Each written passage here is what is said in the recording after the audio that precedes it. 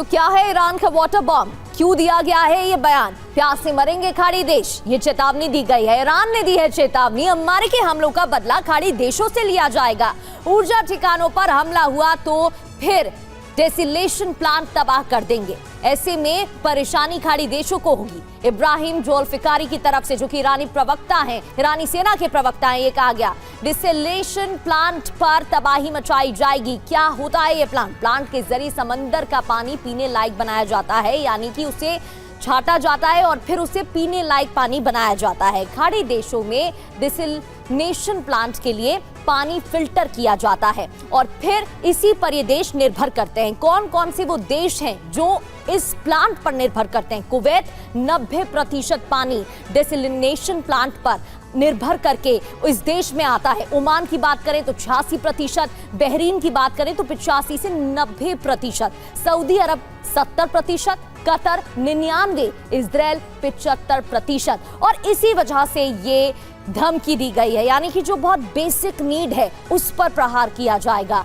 पानी पर प्रहार तो तबाही भी तय है। अरब में ज्यादातर देशों में नदियां, झीलें और बैकअप पानी नहीं होता है। खाड़ी देशों के पास पानी के लिए डेसलिनेशन प्लांट इकलौता जरिया मौजूद है। खाड़ी देशों के करीब 10 करोड़ लोग पानी के प्लांट्स पर निर्भर है। ये 10 करोड़ लोग इसी प्लांट के जरिए पानी पीते हैं। पानी के प्लांट नष्ट हुए तो पानी की किल्लत और बीमारियां भी हो जाएंगी। तेल सप्लाई रुकने से ज्यादा खतरनाक होगा। इन देशों में पानी खत्म होगा। बड़ी बातें क्या है? बड़ी बात यह कि 7 मार्च को ईरान के प्लांट पर हमला हुआ था। 10 मार्च को बहरीन ने भी प्लांट पर हमला करने का दावा किया था, जिसके बाद ये बयान सामने आया। टीवी 9 के कैमरे पर हम यहाँ के हालात दिखाते हैं और उसके बाद आप देखिए कि क्या तबाही मची है इजराइल में। ईरान के मिसाइल गिरने के बाद से कल देर रात में जब ईरान के 2 मिसाइल आकर गिरे, एक डिमोना में और एक इराद में, इस वक्त चारों तरफ जो तस्वीरें हैं वो दिल दहला देने वाली तस्वीर है। हर तरफ तबाही का मंजर, हर तरफ विध्वंस का मंजर, और इन सब के बीच में जैसे लग रहा है कि सब कुछ यहाँ पर। और मैं आपको बताऊं कि जिस वक्त मैं यहाँ पर पहुंचा हूं, इसके करीब 500 मीटर के चारों तरफ के रेडियस में जितने घर हैं, जितनी बिल्डिंग है, वो सब कुछ तबाह है। और क्योंकि कई रिपोर्ट्स में ऐसा दावा है कि डिमोना के नेगेव न्यूक्लियर सेंटर में प्लूटोनियम रखा है, जिसे संवर्धित कर इजराइल कभी भी परमाणु हथियार बना सकता है। जबकि ऐसा कहा जाता है कि इजराइल के पास 90 न्यूक्लियर वॉरहेड हैं, जिन्हें 2 अलग-अलग जगहों पर रखा गया है।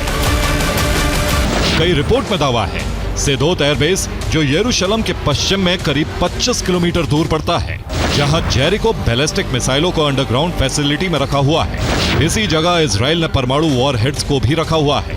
जबकि इसके अलावा टेल नॉफ एयरबेस और हेडजेरिम एयरबेस में फाइटर जेट्स के लिए ग्रेविटी बम स्टोर होने की बात कही जाती है। साथ ही न्यूक्लियर वेपन्स रखने की भी कई रिपोर्ट सामने आई हैं।